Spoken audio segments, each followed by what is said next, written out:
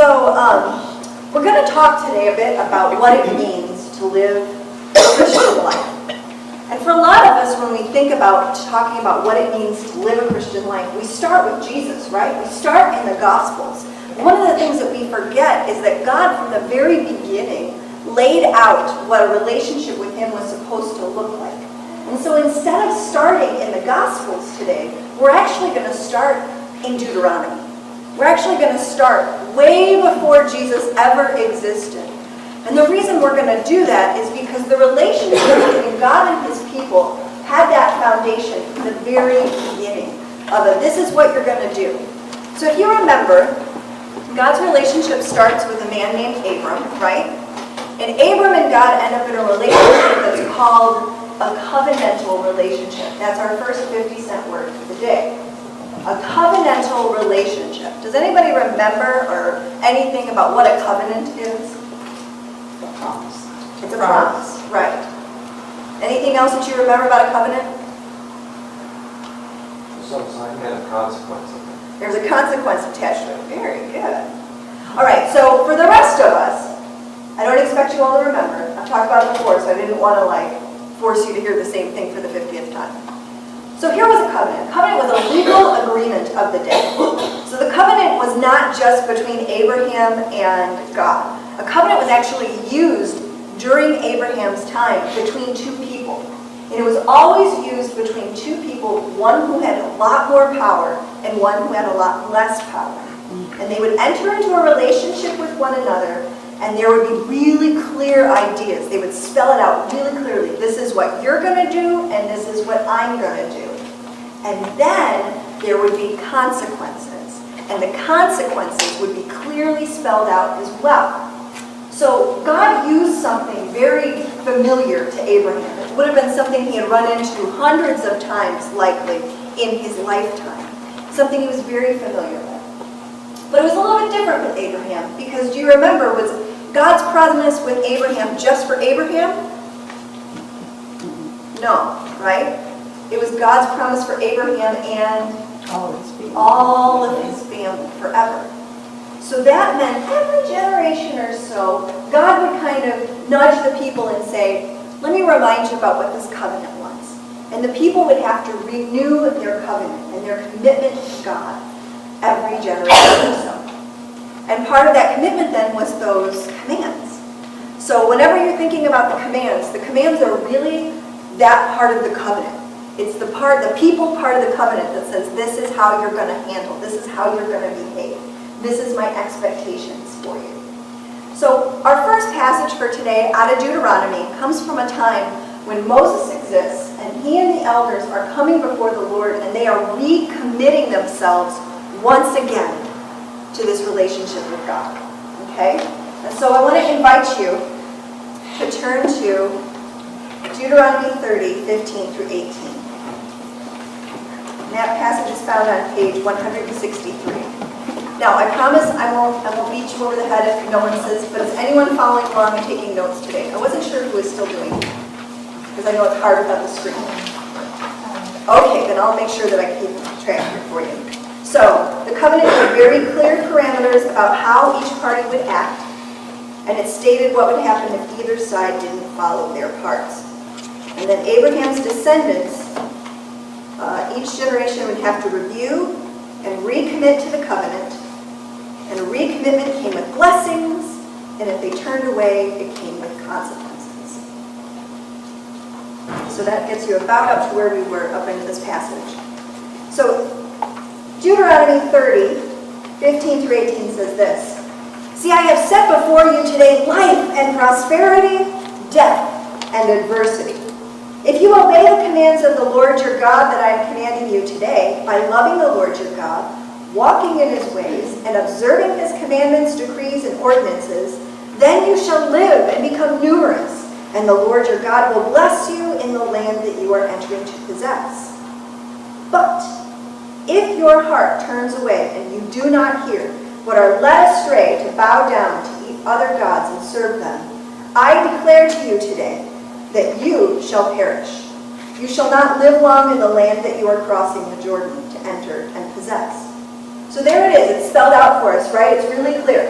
Here's your part. You have to follow me, right? Your part is you have to walk in my ways, follow my commandments, and you have to love me. And if you don't, you will perish. Now, to me, this seems like kind of an amusing situation. Let me explain why I think it's an amusing situation. Number one, this doesn't seem like much of a choice, does it? No. Like, let's be really honest here for a second. Walk in my ways, follow my commands, and you will prosper. Or don't, and you will die. Up to you. I have a guilty pleasure. There's an old comedian, and it's one of my favorite comedians. And he's a guilty pleasure, so don't judge. Don't judge. I love Eddie Izzard. Oh, yeah. And Eddie Izzard has this sketch where he talks about that the English never could have had the Inquisition, that it had to be in Spain because the English are way too polite. And the English would have made it a choice between something like cake and death. Now, even as someone who doesn't eat sugar, I'm thinking that wouldn't be a hard choice.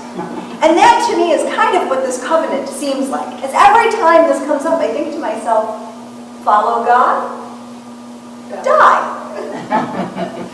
Well, of course they made that choice. But if you think about it, even if they were truly sincere every single time, have you ever made a promise that you were really sincere about, but you look back later and you think, man, I had no idea what I was making a promise about?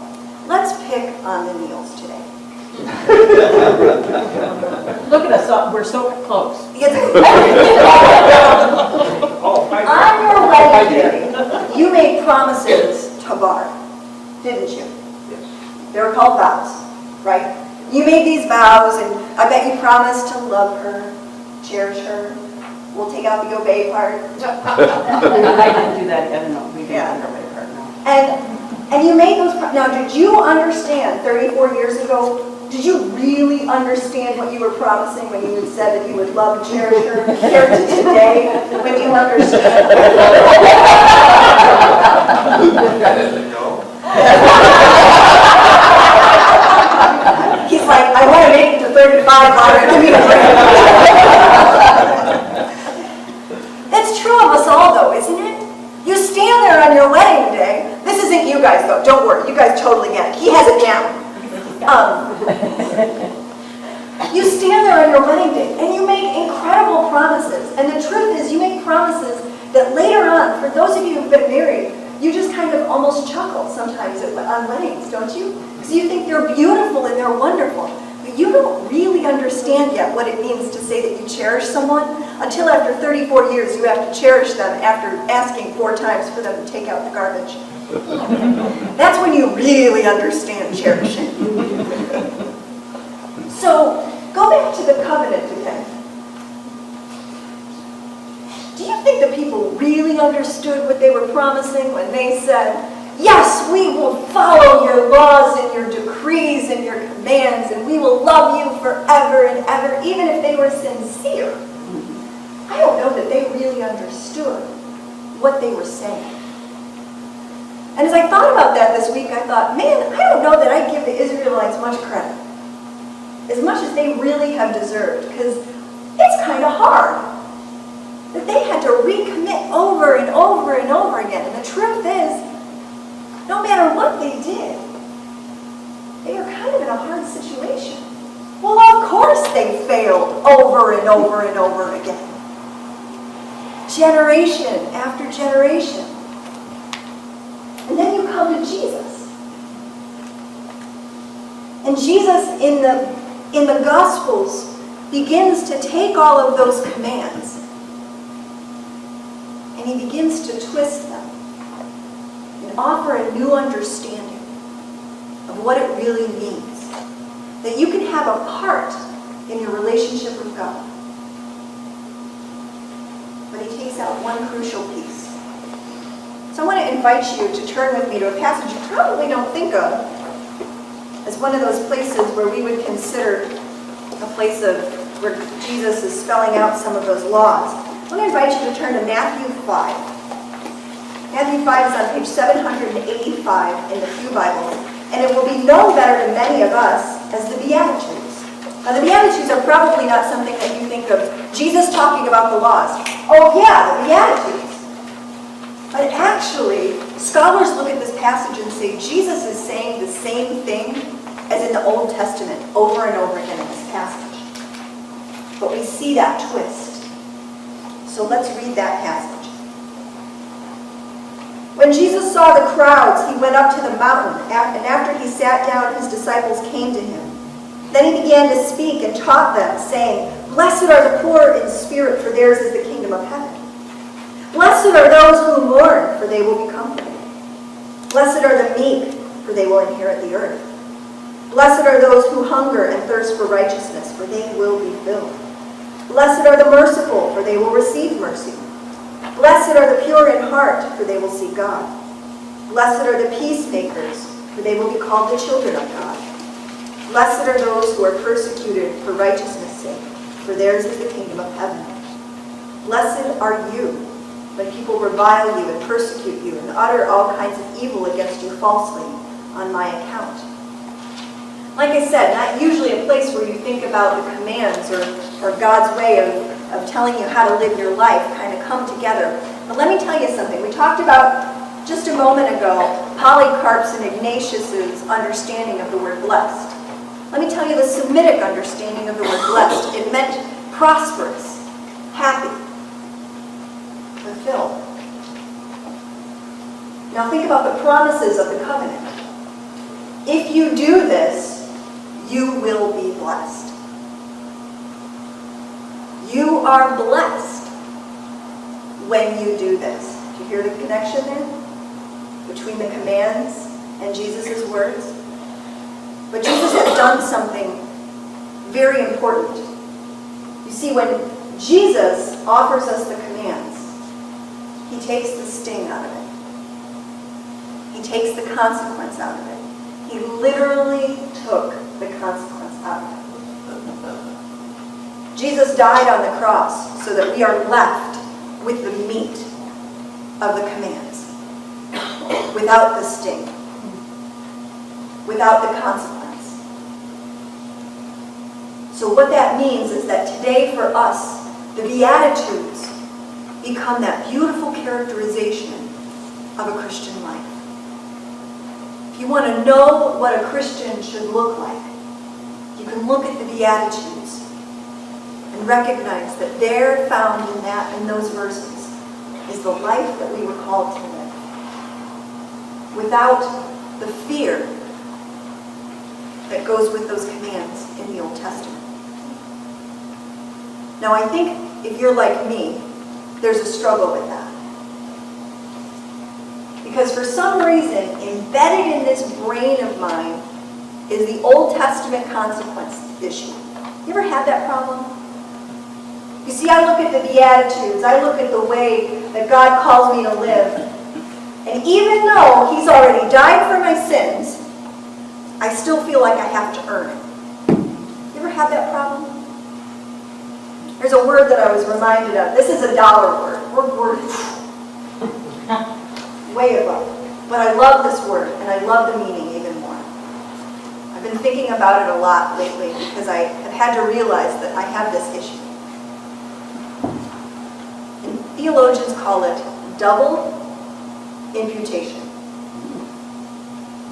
Here's what double imputation means. Did Jesus die on the cross for your sins? Yes. So our sins are tagged onto that cross, right? They're tagged right here. If I have to earn them, what does that say about the cross? It doesn't mean anything. It doesn't mean anything. So my attitude that says that I have to earn my Savior's love and forgiveness actually takes away from the power of the cross.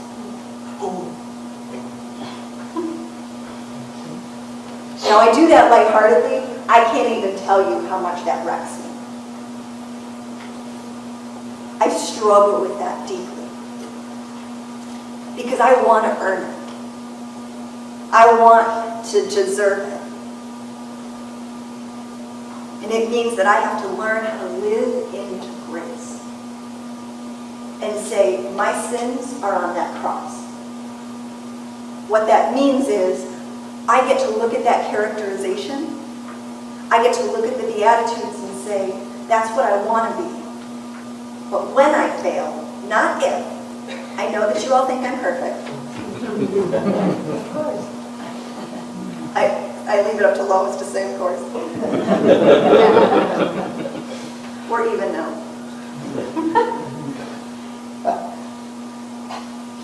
But man, it makes it so that I can look and say, I may not have achieved it yet, but I don't have to beat myself up about it that I haven't. Now some of you may be at that place already in your life where you're like, I got that down. Some of you have been given gifts of faith that, man, you just believe it and that's it.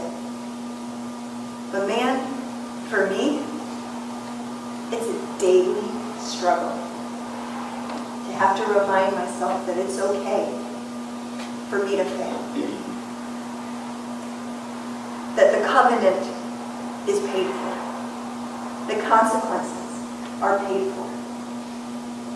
And that God has even given me the Holy Spirit that says that I don't even do it on my own anymore. That the Spirit comes in and gives me the strength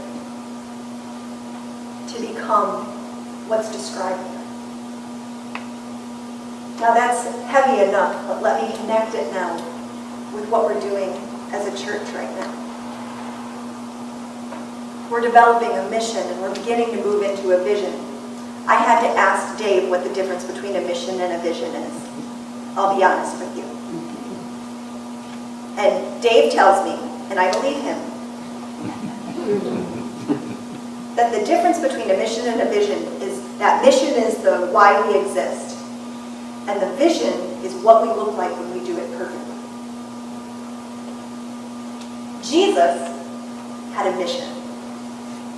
His mission was to give us that relationship with God that was without consequences so that we could live the life that God called us to live. And the vision, what it looks like when we do that perfectly, is spelled out in the Gospels and spelled out really beautifully for us in the Beatitudes that we just read. And as we ourselves look at what it means to have a mission and a vision, I think we have to remember what we just learned about grace and the Spirit. You see, we develop a vision as we look at our mission today together and we begin to ask the question, what does that look like when we live that out? We need the Holy Spirit to come in and work alongside us. And as time goes on and we begin to live that out, we need to recognize that we may put things down on that vision that are big. That it's kind of like those wedding promises that are bigger than what we even understand. And to recognize that the good news is our job isn't to do it by ourselves. We don't have to do that by ourselves. We don't have to develop a vision and in our strength and in our might fight our way to being able to do it. The Spirit comes in. But also to remember that we have grace. And that whatever vision we develop, whatever mission we develop, the truth is this, we're not going to get it right all the time. We're going to have times where we say, man, we blew it. Man, we messed it up big time. And we are given this gift of grace that says, God looks at us in the way that you look at your child, the way that you look at someone that you care so deeply about. And you wrap your arms around them and you say, it's okay. I know you didn't get it right. And that's okay. You see, when you love someone, this is what I have to remember. When you love someone, you love them enough to say, there will be consequences. But I'm going to walk through this with you because you're not alone. And that's our promise from God in this process, is that we're not alone. Is that we don't have to make it work. We don't have to do it right. We have grace, and we have the Spirit. And we have a promise of a life to come. Amen? Amen. Let us pray. Gracious God, Lord, you who came so long ago and offered that promise and that relationship to Abram.